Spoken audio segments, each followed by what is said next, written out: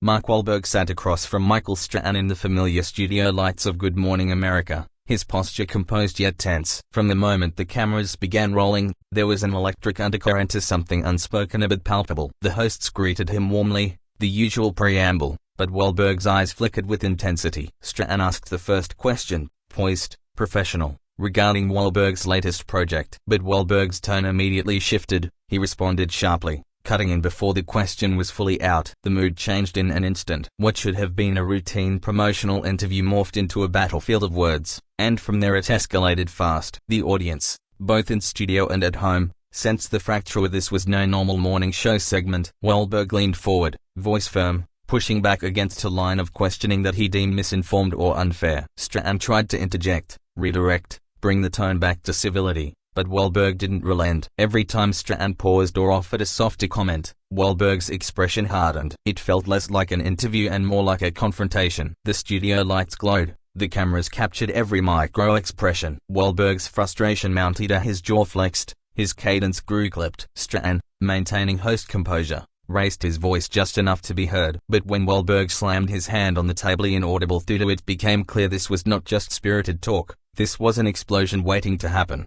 Strahan's next attempt was measured as he asked a clarifying question, sought to de-escalate, to reframe the conversation in neutral ground. But Wahlberg took offense at what he found to be a mischaracterization or insinuation. He challenged Strahan on factual accuracy, on tone, on fairness. The cameras cut briefly to the control room, and in that moment, whispers spread off their mix. Back on air, Wahlberg's voice rose. He accused the network of sensationalism, of twisting words. Strahan countered that his questions were normal, legitimate, part of the job. The tension rippled. Viewers at home likely had their hands over their mouths, eyes widening. This was no soft morning chat but a clash of wills under bright lights.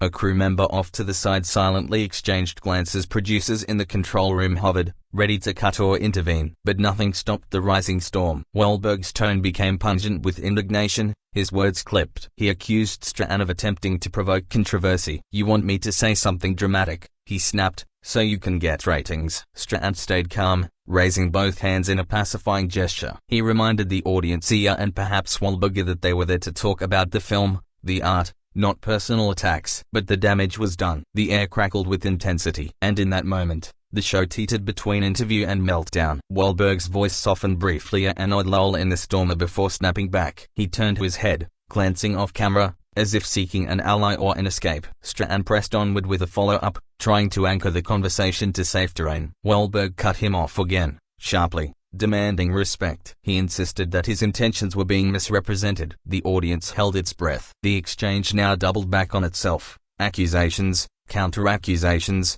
retorts, correction. On the live audio feed, there were whispers, slight rustles of footsteps, shifting papers. The tension was audible, almost tactile. Then Wahlberg paused mid-sentence, looked straight into Strahan's eyes, and said in clipped tones, "Don't put words in my mouth." The studio fell quiet. Strahan, momentarily taken aback, cleared his throat and attempted a conciliatory gesture. But Wahlberg had already leaned back, folding his arms, muscles taut. The atmosphere bristled. The control room murmured. Someone glanced at a timer. Someone keyed a microphone. It was as if everyone waited for Wahlberg's next move. Would he storm out? Would he demand a retraction? The host's calm face contrasted with Wahlberg's simmering edge. Strahan tried again to steer back toward the movie discussion, box office, creative choices, co-stars. Wahlberg responded briefly, coolly, but the embers remained lit. He picked at the edge of Strahan's phrasing, pounced on nuance. The back and forth became sharp, each retort more forceful. Their voices rose, though still audible, still within decorum. For now, producers looked at each other. Camera operators edged their lenses. The live tickers crawled across screens, unaware perhaps of the tension behind. Viewers watching at home sensed the division. What should have been breezy morning chatter had become charged performance art. Then,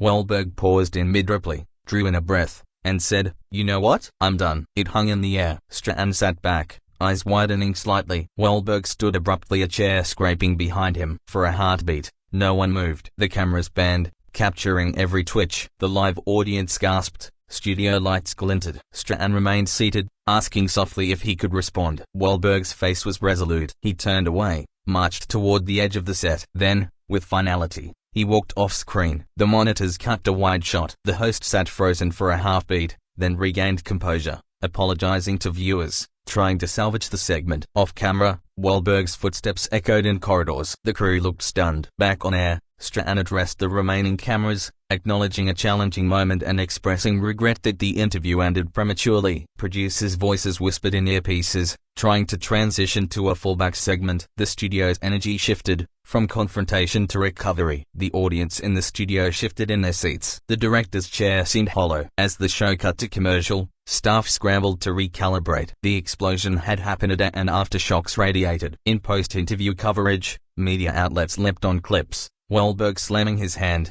walking off, accusing Strahan. Social media ignited. Commentators replayed the moment when Wahlberg's voice cracked. Some defended him. The host had gone too far, misrepresenting him. Others blamed him. He overreacted, unprofessional on live TV. The clip circulated of Wahlberg's face tight with anger, Strahan's composed but firm. The moment the interview devolved, the narrative formed. A star refusing to be framed, a host pushing boundaries. The video clips spread virally. The network issued a short statement promising to review tapes the public weighed in. Wahlberg's team soon issued clarifications. The star felt ambushed, misquoted, mischaracterized. They asserted he tried to stay on topic but was dragged into what felt like a gotcha session. The network declined to comment on internal editing or motive. Former hosts and journalists picked apart the interview structure, asking, was this provocation built into the segment? Did the producers provoke the clash? Viewers debated fairness in celebrity interviews, the ethics of morning show tactics. Some audiences rewatched, frame by frame, listening for editorial cuts or spin. The echo of the clash grew louder in public discourse. Meanwhile, Wahlberg lay low, refusing further interviews that day. Observers speculated whether damage control would follow. Apologies, clarifications, retractions. Media outlets churned out hot takes. Interviews with insiders suggested this kind of showdown had been brewing internally. Tensions over how much hosts push, how much celebrities assert control. Some veteran guests had cautioned Wahlberg beforehand,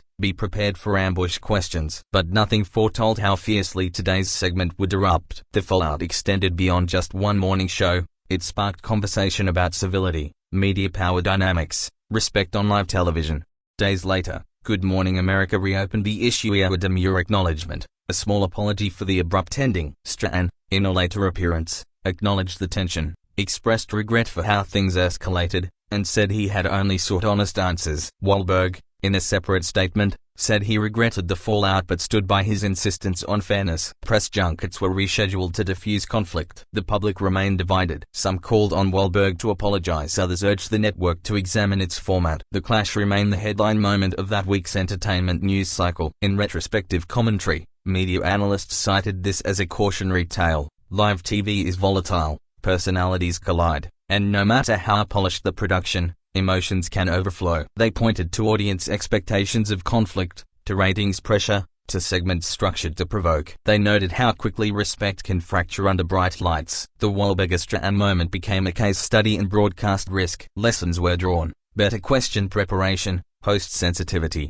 celebrity media strategies. The moment lingered not just for its drama, but for what it revealed about power, control, and live discourse in the age of viral clips. At the end of it all, the fallout echoed beyond that one show. Wahlberg's reputation in certain circles shifted. Some saw him as combustible, others as standing firm. Strahan's professionalism was applauded by many, though the moment hung over him as well. Good Morning America recalibrated, likely tightening oversight of interview segments. Audiences, now attuned to viral TV moments, waited for the next flashpoint. And though weeks passed, the memory of Wahlberg exploding, slamming his hand, walking out, remained vivid and a mnemonic of TV tension. In the end, the story became more than a clash. It became a spectacle, a lesson, a warning, and a moment that neither side could quite unwind. In the hours after the segment aired, producers huddled in urgent meetings. The network's crisis response team reviewed footage frame by frame, deciding what would be released, what would stay internal. One question dominated: did they owe you as the longer explanation? By midday,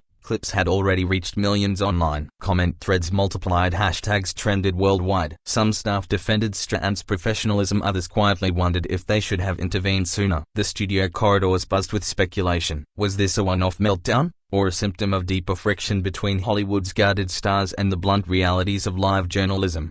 Outside the studio, paparazzi swarmed. Wahlberg's car was surrounded as he left the building. Cameras flashed, questions were shouted. His expression was unreadably dark, sunglasses, jaw tight, stride purposeful. He didn't answer, didn't wave. His publicist ushered him inside, doors slammed, Engines roared. Within minutes, gossip outlets posted fresh footage, claiming exclusive insight. Fans debated whether he was justified. Some pointed out his long record of discipline and work ethic. Others said professionalism meant keeping composure no matter what. The digital noise became a storm all its own, dwarfing the original movie promotion. Later that night, Wahlberg's representatives released a brief statement through social media. He respected journalism, valued open conversation, but felt ambushed by leading commentary disguised as casual questions. The post racked up tens of thousands of comments in hours. Meanwhile, Strahan's colleagues publicly voiced support for him, emphasizing his calm handling of the exchange. Late-night hosts joked about it. Memes flooded timelines. What had started as an uncomfortable interview evolved into cultural spectacle. People weren't just watching it, they were analyzing tone,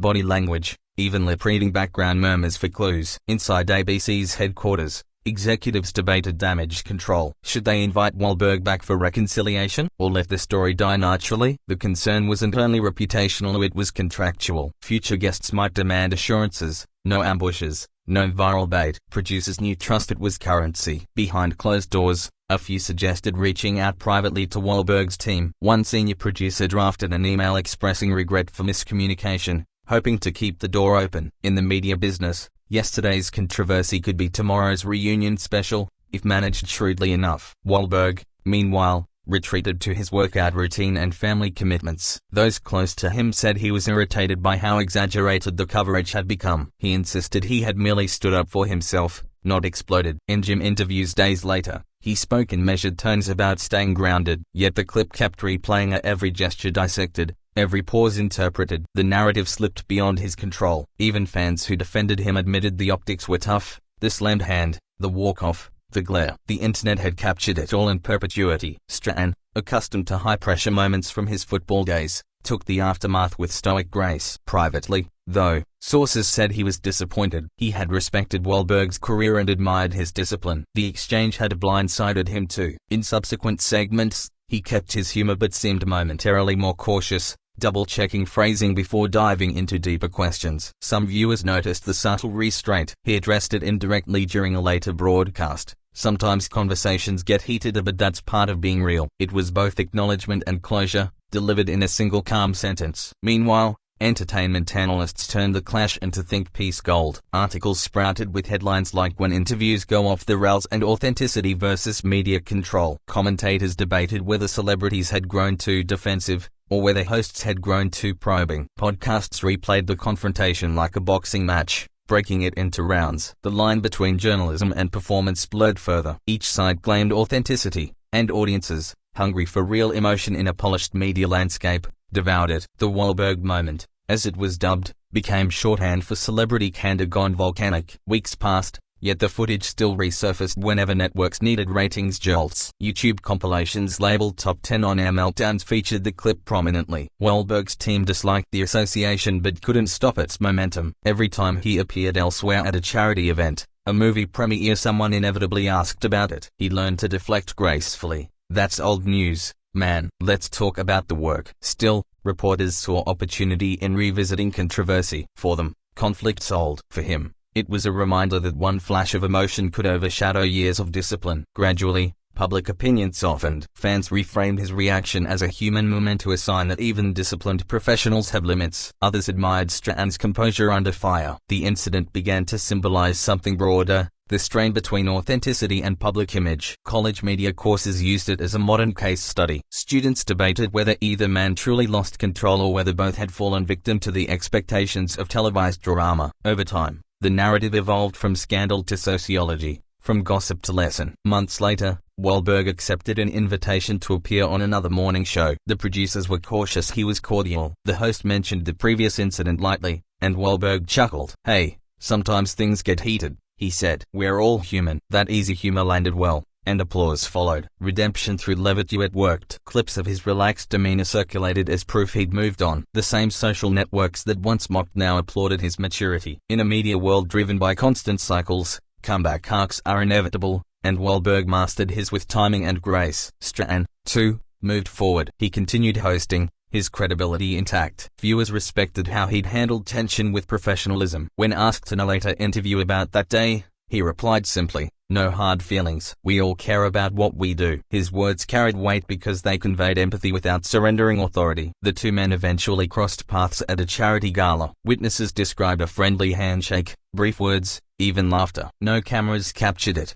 but that quiet reconciliation traveled fast among industry insiders. Behind the scenes, network executives breathed relief. The feud that had once threatened reputations had now matured into mutual respect. Publicists on both sides leveraged the piece for positive press, unity, understanding, lessons learned. Ironically, the episode that had nearly burned bridges ended up showcasing resilience. In entertainment's cyclical rhythm, controversy transforms into content, and content, when managed smartly, becomes opportunity. Both men had weathered the storm, their images slightly reshaped but ultimately intact. Analysts noted how the story encapsulated modern celebrity culture. A brief exchange minutes longer generated weeks of headlines, hours of commentary, millions of clicks. Viewers crave authenticity but punish imperfection. Networks demand spontaneity but fear unpredictability. Wahlberg's flash of temper and Strahan's restraint symbolized that paradox. Their interaction became a mirror for audiences, reflecting both fascination and discomfort with public vulnerability. In a world of curated images, an unguarded moment was priceless and costly at once. As the year wound down, both continued thriving professionally. Wahlberg's next film performed well. Interviews focused on his craft, not the controversy. Strahan expanded into new projects, his brand stronger than ever. The clash faded into distant memoria, occasionally revived by nostalgic retrospectives but no longer a defining event. Yet for those who witnessed it live, the memory lingered as proof that live television still holds unpredictable magic, unscripted emotion, human friction, raw truth flashing briefly through polished smiles. And so the story that began with a simple morning interview ended as a cultural parable. Two professionals collided under bright lights, their exchange amplified beyond intent, teaching audiences about perception, restraint, and redemption. What could have been a ruinous episode became, over time, a testament to growth. In the echo chamber of media, tempers cool, narratives shift, and even explosions can transform into lessons. For Wahlberg and Strahan, the clash on Good Morning America became not an ending, but a chapter, a one that reminded everyone watching that behind the cameras, fame and humanity are never truly separate. In the months following the dust-up, Wahlberg began subtly addressing the subject during podcast conversations and motivational talks. Rather than denying the event, he reframed it as a lesson in patience and personal growth. He described that day not as a meltdown but as a moment of clarity, when he realized how easily words can be twisted in an age of instant clips. The audiences listening found the honesty refreshing. They could hear contrition in his tone but also pride in his recovery. He had transformed the narrative from scandal to self-improvement, and that shift slowly rewrote the public memory of the clash. Meanwhile, media schools started inviting producers from Good Morning America to guest lecture about crisis management. One producer confessed the team learned more from that 5-minute segment than from years of smooth interviews. They spoke about adrenaline,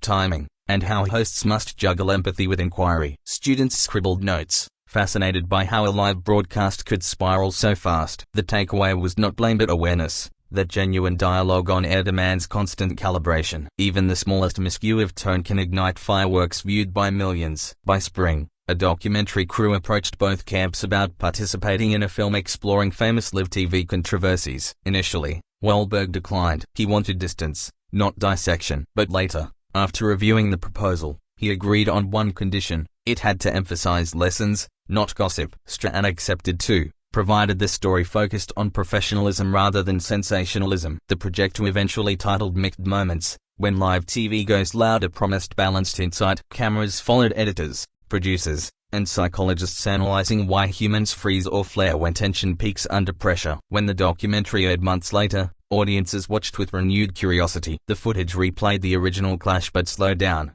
annotated with commentary from experts. Body language analysts dissected eye movements, vocal tone, micro-expressions. A communication coach explained how fight-or-flight responses override media training. By contextualizing the explosion scientifically rather than scandalously, the program gave both men a form of absolution. What once was gossip now carried the weight of a cultural study, framed in empathy and understanding. After the documentary, Wahlberg's team noticed a shift in fan mail. Letters spoke less about the incident and more about resilience. Viewers thanked him for showing that strength includes vulnerability. Parents even wrote that they used the episode as a teaching example for their kids, how to own mistakes without self-destruction. Wahlberg's reputation, once dented, regained polish. He leaned into philanthropic work, hosting charity workouts, speaking about discipline, humility, and balance. Slowly, his explosion on morning television became just a line in a longer narrative about redemption. For Strahan, the experience deepened his empathy as an interviewer. He began weaving reflective comments into segments, acknowledging how easily tone can be misread. His calm presence became even more pronounced. Guests often remarked they felt at ease with him. Behind the scenes, producers noted that his instincts for timing and emotional pacing had sharpened. Ironically, the clash that could have undermined his career had refined it. Viewers sensed authenticity in him, the steadiness of someone who had weathered a public storm and emerged centered. Entertainment journalists, always hungry for evolution, re-evaluated both men's arcs. Profiles appeared with titles like From Conflict to Connection and The Art of the On-Air Comeback. Analysts pointed out that modern celebrity survival depends less on perfection and more on recovery. The Wahlberg-Strahan event, they said, was proof that transparency outlasts scandal. It wasn't the explosion that defined them, but how they handled its echo. In a media ecosystem driven by outrage, calm reflection became the new currency. The two men, once adversaries, now embodied that shift. At an awards gala honoring philanthropic work, Wahlberg and Strahan were unexpectedly seated at the same table. Cameras caught their cordial handshake, brief smiles, a quiet exchange that hinted at closure. The audience applauded spontaneously, sensing the symbolism. When the night ended, social media lit up again, but this time with positivity. Growth. One trending post read, "Is the sequel nobody expected?" That image of two professionals reconciling under chandeliers contrasted starkly with the old footage of raised voices. It felt like narrative symmetry achieved in real time. Behind the public gestures, however, both reflected privately on how fame magnifies emotion. Wahlberg confided to friends that the hardest part wasn't anger, but aftermath, of the endless replay of a moment frozen forever. Strahan admitted he sometimes revisited the footage to study his composure. They shared a common realization: in modern media, control is an illusion. Once the cameras roll, every word becomes potential mythology. That recognition didn't breed cynicism, it bred mindfulness. They learned to breathe before speaking, to ground before reacting. Producers at Good Morning America instituted quiet reforms inspired by the incident. Interview prep sessions now included empathy training and mental health briefings for guests. Hosts practiced active listening drills. These behind-the-scenes upgrades never made headlines, but they improved the show's atmosphere. Ratings eventually rose, and internal surveys showed guests felt safer expressing themselves. What began as crisis evolved into institutional wisdom, an example of how tension can drive transformation if humility accompanies reflection. Years passed, and younger journalists entering the field grew up studying the viral clip in classrooms. To them, it wasn't embarrassment, it was history. They saw two professionals navigating the friction between authenticity and image. Professors used the tape to discuss ethics. When does persistence become provocation? When does honesty cross into aggression? Students debated fiercely, realizing that moral clarity on live television rarely exists. The clip had outlived its scandal status. It had become a teaching artifact. Eventually, Wahlberg was invited back to Good Morning America. The decision came quietly, coordinated months in advance. When the segment aired, viewers held their breath. This time, smiles were genuine, conversation easy. Strahan opened with humor: "We've both survived live TV before, right?" And laughter filled the studio. The tension of the past dissolved into camaraderie. As the cameras faded to commercial, both men shook hands once more, this time with warmth unforced. The network audience cheered, closing a loop years in the making. That reunion dominated headlines for a day, but the tone was celebratory, not scandalous. Analysts praised it as a masterclass in reconciliation. The clip of them laughing together reached millions, countering the old footage with new energy. Wahlberg later said in interviews that forgiveness isn't weakness, it's control. Strahan echoed that sentiment: "When you respect someone enough to meet them halfway, the story changes." Their words resonated far beyond entertainment, or they became metaphors for civility in polarized times. By the time the next awards season rolled around, the once volatile moment had transformed fully into legend. Talk show hosts referenced it affectionately, joking that every live segment now carried Wahlberg protocol, so a light-hearted nod to staying calm under fire. Viewers laughed, remembering the journey from chaos to closure. The episode's arc mirrored that of a great film: conflict, downfall, reflection, redemption. What had begun as discomfort ended in harmony, proving that even unscripted conflict can produce unexpected beauty. And so the saga closed quietly, not with another explosion but with understanding. Wahlberg continued acting, producing, mentoring younger performers on the power of composure. Strahan remained a beacon of steady professionalism on television screens worldwide. Their story of two men, one moment, and a million interpretations became part of modern broadcast folklore. It reminded audiences that live television, for all its polish, still beats with a human heart, unpredictable, emotional, endlessly compelling. The echoes of that morning lingered, not as scandal, but as a testament to growth under the glare of the world's brightest lights.